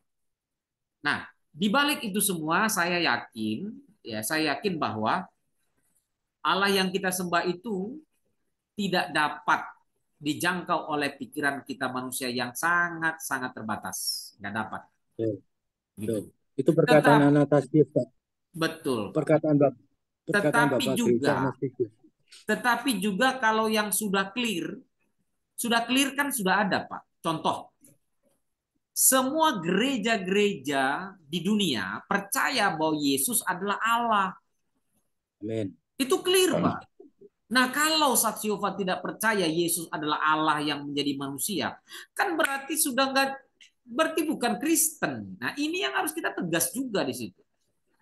Nah, itu contoh yang saya mau hadirkan gitu.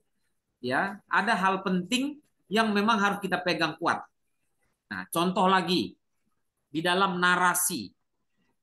Kalau kita baca baik dalam Markus, Matius, maka narasi Tritunggal itu jelas. Bapa, Anak, Roh Kudus. Udah selesai itu narasinya.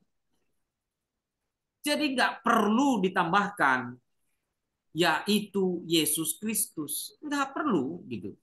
Maksud saya hanya ingin katakan begini. Yang ada yang sudah clear, kita pegang. Bapa, Anak, Roh Kudus. Kan begitu. Nah, kalau kita tambahkan Bapa, Anak, Roh Kudus, yaitu Yesus Kristus, justru dari kita sendiri menimbulkan masalah yang baru. Nah, kita menimbulkan masalah yang baru yang harusnya tidak perlu gitu. Ya. Demikian Pak kira-kira. Baik, Pak. Amin. Iya. Silakan Bapak Ibu yang lain, silakan. Izin mau tanya. Silakan dari siapa Pak? Nama saya Yoki. Pak Yoki, silakan. Ya.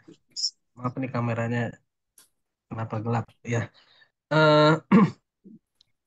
Pertanyaannya adalah di Kisah Rasul pasal 19 ayat yang kelima. 19, ya Pak. Ya, ayat yang kelima. Ya. Nah, ini juga jadi pertanyaan saya sih, pribadi saya. Jadi di sini dikatakan ketika mereka mendengar hal itu, mereka memberi diri mereka dibaptis dalam nama Tuhan Yesus. Jadi Kalau saya lihat banyak dari perjalanan Paulus di Efesus itu, eh, Ya. kenapa Paulus tidak memakai membaptis dalam nama Bapa, Putra, dan Roh Kudus gitu ya. Tapi dia memakai dibaptis dalam nama Tuhan Yesus. Ya, mungkin ini saja, Pak Nathan. Terima Pertanyaan kasih. Bapak apa, Pak? Ah, kalau di dalam Matius 28 itu ya, pergilah jadikanlah semua bangsa muridku, baptislah mereka ke dalam nama Bapa dan Iya, Anak dan Roh Kudus. Nah, tetapi waktu perjalanan Paulus, ya. dia hanya memakai nama Tuhan Yesus Kristus. Nah, apakah Hmm. kita juga bisa ya baptis hanya memakai nama itu saja, nama Tuhan Yesus Kristus, atau Oke. ya tapi biasanya sih itu sih Bapa, Anak dan Roh Kudus ya. Ya, ya, amin. Ya, itu saja. Biasanya apa, Pak? Terima kasih. Kalimat terakhir saya nggak jelas. Biasanya apa? Iya, biasanya sih yang dipakai Matius 28 ayat Oh, 19 itu. Iya, baik, Pak. kalau baptisan. Iya. Terima kasih, Pak Yusuf Iya. Uki. Pak, Ya. kalau Bapak pelajari konteks Kisah Rasul 19, Paulus di Efesus, maka Bapak akan mendapati ya bahwa pada waktu itu jemaat di sana belum pernah mendengar siapa Roh Kudus. Mereka belum mengenal siapa Roh Kudus. Itu konteksnya, Pak, dalam Kisah Rasul pasal yang ke-19. Maka dengan itulah kemudian nanti Rasul Paulus memperkenalkan siapa Roh Kudus dan mengajarkan siapa Roh Kudus dan kemudian menumpangkan tangan dan kemudian Roh Kudus itu diperkenalkan kepada jemaat di sana. Jadi itu konteksnya, Pak. Begitu, Pak Yuki. Ya, baik. Terima kasih, Pak. Amin. Ya, amin. Gitu, Itu Pak. ada di ayat-ayat sebelumnya, Pak. Iya, iya, Pak. Ada di ayat sebelumnya. Ya. Baik, baik, baik. Silakan Pak Effendi. Pak Effendi udah raise hand, silakan, Pak. Ya, saya mau bertanya sedikit, Pak. Ya, Ini mengenai doa. mengenai dokumen. Doa, Pak, doa. Oh, doa, silakan, Pak. Kan ada juga yang berdoa seperti ini, Bapak. Di dalam nama Bapa, Anak, dan Roh Kudus, di dalam nama Tuhan Yesus Kristus, amin gitu. Seperti itu kira-kira tepat atau kurang tepat, Pak? Di dalam nama Bapa. Dalam nama Bapa, Anak, dan Roh Kudus, di dalam nama Tuhan Yesus Kristus, amin. Ya. Akan ada yang berdoa seperti itu, Pak. Kira-kira tepat atau kurang tepat, Pak? Ya, itu hampir sama pertanyaan tadi yang seperti Pak Faris katakan, Pak. Ya, kalau dalam konteks Pak Faris, yaitu Yesus Kristus. Kalau dalam konteks pertanyaan Bapak, di dalam Yesus Kristus. Dalam nama Bapa, Anak, Roh Kudus, di dalam Yesus Kristus. Nah, Bapak perhatikan tuh, Pak. Di dalam nama Bapa, sudah di dalam nama Anak. Iya. Anak itu siapa? Iya, Anak. Yesus Kristus, Pak. Kan di dalam nama Bapa, di dalam nama Anak. Anak kan Yesus Kristus. Kemudian di dalam Roh Kudus. Kemudian di dalam nama Yesus Kristus.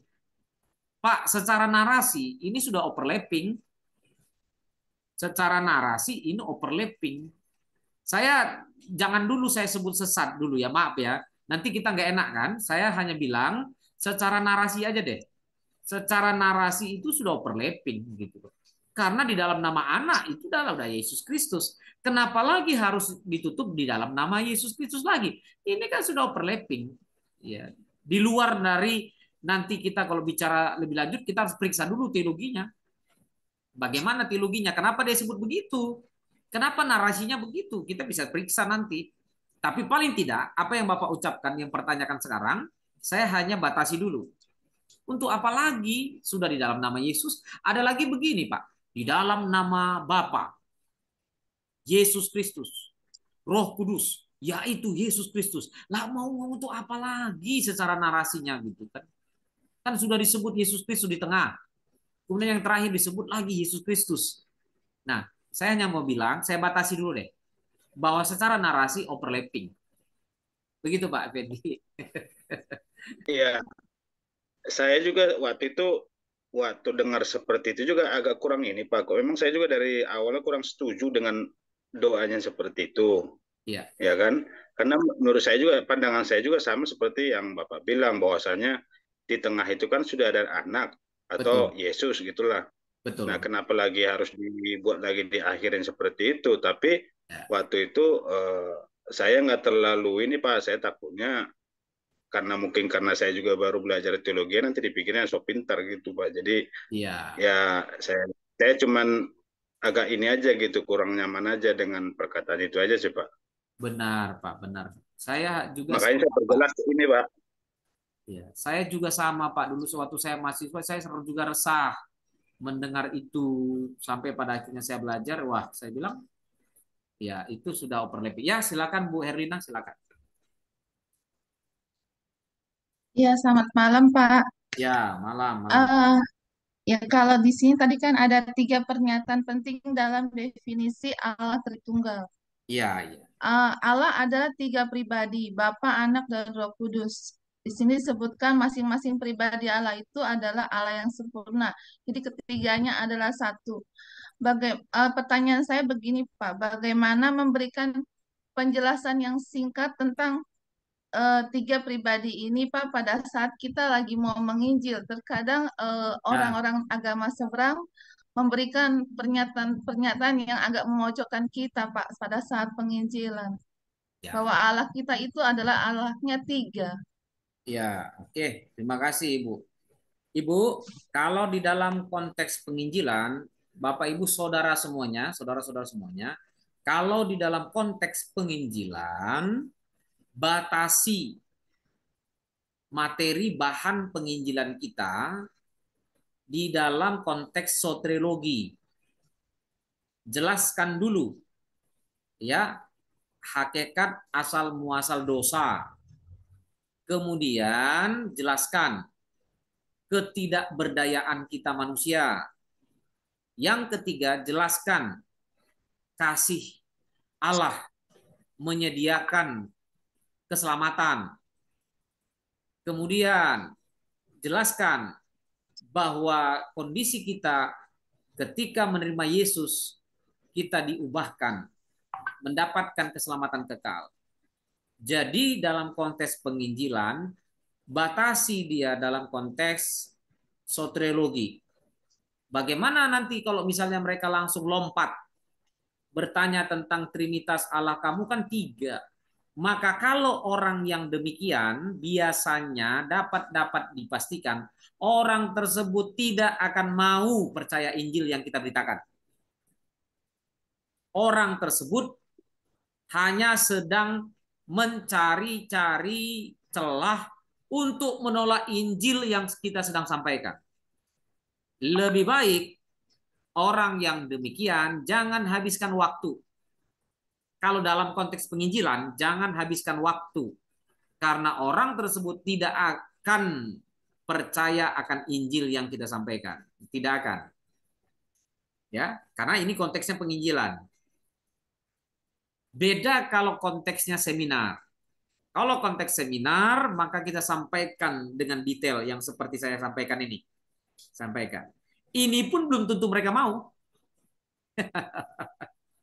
Ini pun belum tentu mereka mau. Makanya saya katakan tadi, kalau belajar Alkitab, kalau belajar tentang doktrin Trinitas, maka sumbernya harus mutlak Alkitab. Mereka yang tidak percaya Alkitab, firman Allah, dapat dipastikan tidak akan mungkin percaya doktrin Trinitas. Tidak akan mungkin mereka dapat percaya, apalagi memahami doktrin Trinitas. Tidak akan, Bu. Jadi kita habiskan waktu, buang energi itu buat mereka. Jadi kalau ada yang lompat pertanyaannya langsung ke Trinitas, Bu, kebaskan debu. Dia dapat dipastikan dia tidak akan percaya. Amin.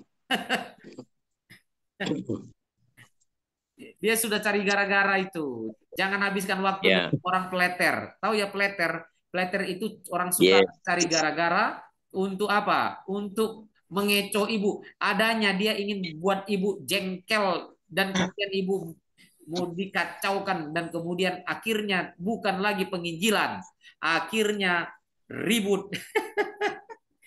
Ingat, beda konteks penginjilan, beda konteks seminar, beda konteks kuliah, itu semua beda. Beda konteks khotbah, itu semua beda. Begitu, Ibu. Ya, silakan Amin. Pak Saya mau tanya Pak, pengacara. boleh Pak? Saya mau tanya. Oh, Pak ini dulu. Ya, silakan Pak, silakan Pak. Ini ya. Mari Pak.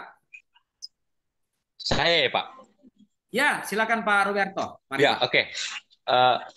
Baik Pak, saya mau bertanya kembali kepada sejarah tadi Trinitas gitu ya, khususnya pada zaman Konstantinopel gitu.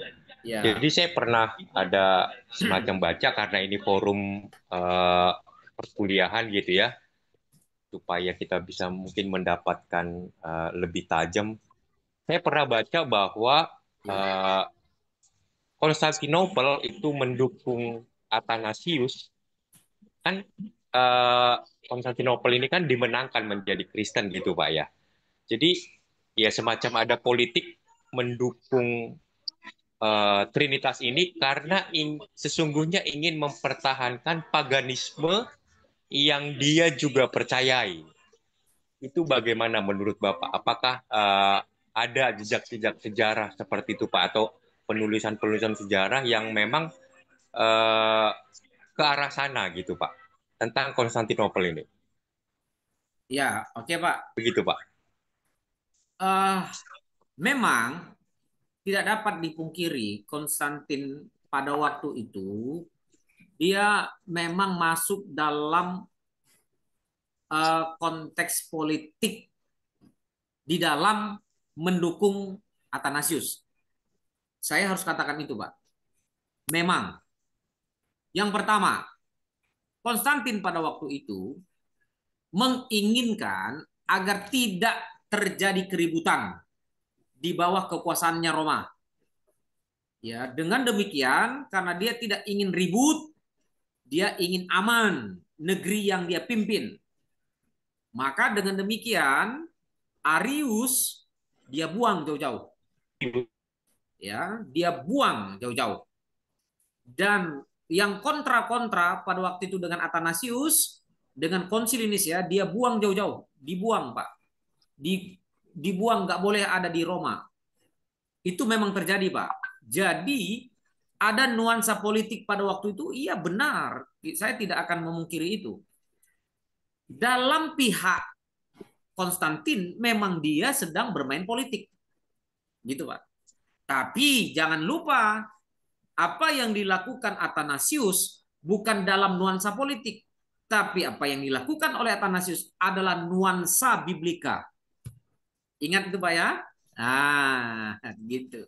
Jadi ada dua kepentingan, tapi simbiosis mutualisme.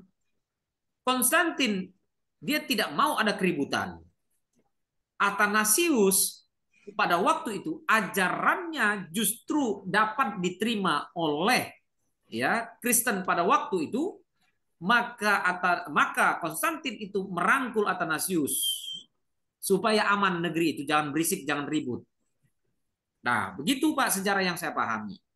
Nah, jadi kalaupun ada unsur politik yang ada yang dimainkan Konstantin tidak sedang mengintervensi doktrin kita, Pak. Jadi tidak ada intervensi doktrin di dalam. Gitu loh. Yang ada berjalan. Ya, sama-sama berjalan. Ya. Apa yang di konsili Nicea, demikian juga konsili Konstantinopel yang dibiayai oleh Konstantin, itu dibiayai, Pak, disponsori bahkan, Pak. Memang orang politik itu, Pak, masuk ke semua lini, itu yang harus kita ketahui. Namanya juga orang politik, Pak. Dia masuk ke gereja, dia masuk ke sana, dia masuk ke sana. Supaya apa? Kan tujuan politiknya supaya tercapai keamanan, kekuasaan dia. Tapi kita jangan lupa bahwa Tuhan dapat memakai semua musim.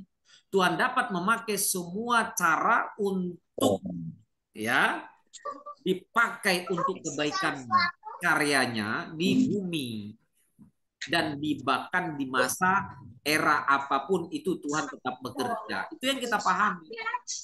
Itu sih secara singkat, Pak Roberto. Ya, artinya sama seperti yang pernah saya baca gitu, Pak. Ya. Bahwa kan akhirnya jadi terpecah dua kan ya. Bizantium sama yang lain itu ya disingkirkan gitu ya. Oke, baik, Pak. Terima kasih. Ya, memang nuansa politik kental di sana, tetapi tidak mengintervensi doktrin Alkitab. Oke, Pak. Silakan Pak Nazara. Terima kasih, Pak. Saya ketika menyaksikan atau menonton ada seorang hamba Tuhan yang luar biasa, bahkan seorang hamba Tuhan ini membuat satu buku tentang Trinitas juga ya. Iya, Pak. Lalu dia berkata, dia berdoa, dia begini, di dalam nama Allah Bapa, Allah Anak, dan Allah Roh Kudus. Iya. Sementara di dalam Matius pasal 28 dituliskan dalam nama Allah Bapa, Anak, dan Roh Kudus. Ada kekhawatiran bahwa ketika kita menyebutkan Allah Bapa, Allah Anak, Allah Roh Kudus, Allah orang Kristen itu ada 3 jadinya. Mungkin pendekatan lebih bagus, lebih kepada Matius pasal 28. Iya. Allah itu Esa, 3 pribadi, 1 hakikat atau esensi. Gimana menurut Bapak, Pak? Iya, terima kasih, Pak.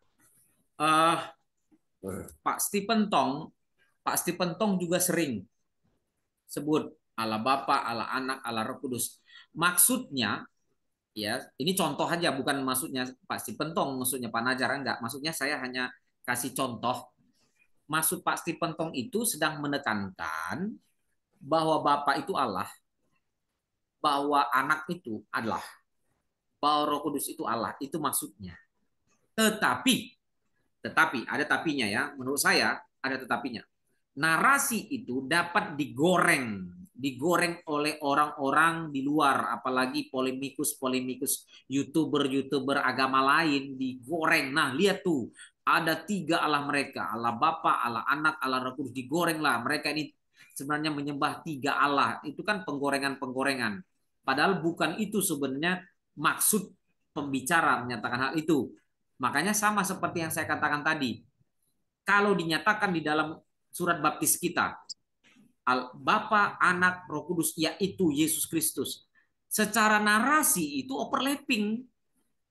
Demikian juga Allah Bapa, Allah Anak, Allah Roh Kudus. Itu secara narasi overlapping gitu. Maka cukup menyebutkan Allah Bapa, Anak, dan Roh Kudus. Nah, cukup di depan saja. Ya. Jadi cukup menyebutkan Allah Bapa, Anak, dan Roh Kudus. Cukup di situ saja. Gitu. Nah, secara narasinya supaya tidak digoreng oleh orang lain. Padahal sebenarnya bukan itu maksudnya, gitu kan? Itu bisa jadi. Ya, tetapi itu harus kita konfirmasi. Mengapa Anda menyatakan Allah Bapa, Allah Anak, Allah Roh Kudus? Berarti itu butuh konfirmasi ulang namanya. Nah, karena saya belajar dari Reform itu cukup lama. Dari saya mahasiswa semester 1, buku-buku saya jujur banyak dari Reform. Ya, seminar semua Stephen Tong saya ikut. Karena banyak sekali saya dapatkan sejarah dan kekayaan doktrin di sana. Ya, saya paham betul waktu Pak Stephen Tong katakan Allah Bapa, Allah Anak, Allah Roh Kudus, dia tidak sedang menyatakan 3 Allah, enggak.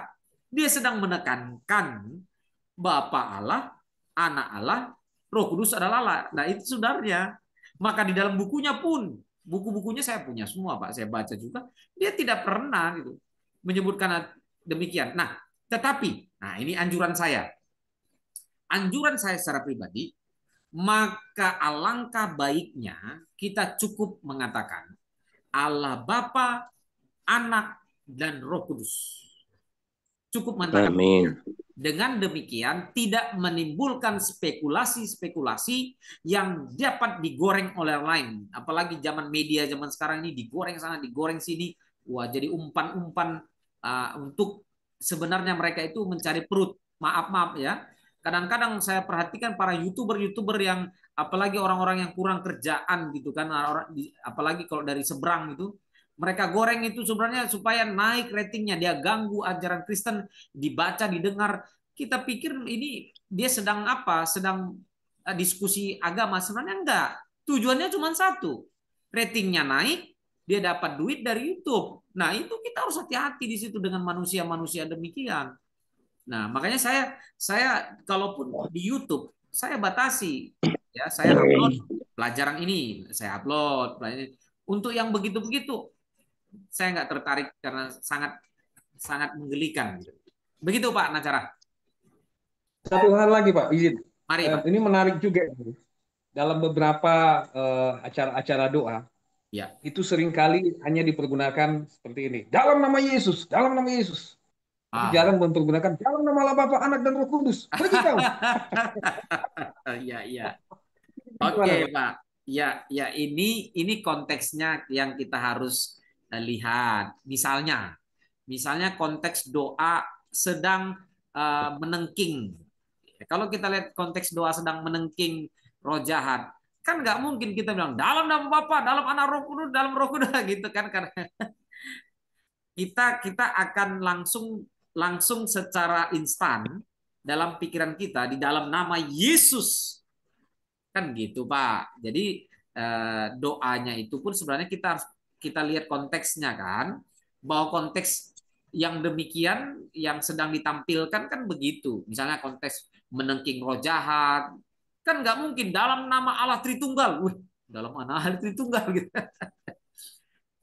Kan kita langsung katakan dalam nama Yesus kan gitu. Nah, saya rasa itu konteks doa yang harus kita lihat konteksnya masing-masing, Pak. Demikian, Pak. Baik, Pak. Terima kasih. Ya. Ya. Silakan Bapak Ibu yang lain, silakan. Ya, amin. Sudah waktunya ini kelihatannya, Pak. Sudah waktunya. Karena nanti ada sesi yang kedua, simpan pertanyaannya. Kita akan bahas sesi kedua, nanti akan diumumkan lagi kuliah umum ini untuk kita bersama-sama Bapak Ibu ya. Demikian. Silakan Pak Ketua Kelas, Pak siapa yang berdoa? Kita ya. Terima kasih Pak Dr. Nathan atas kuliahnya. Teman-teman, Bapak Ibu, marilah kita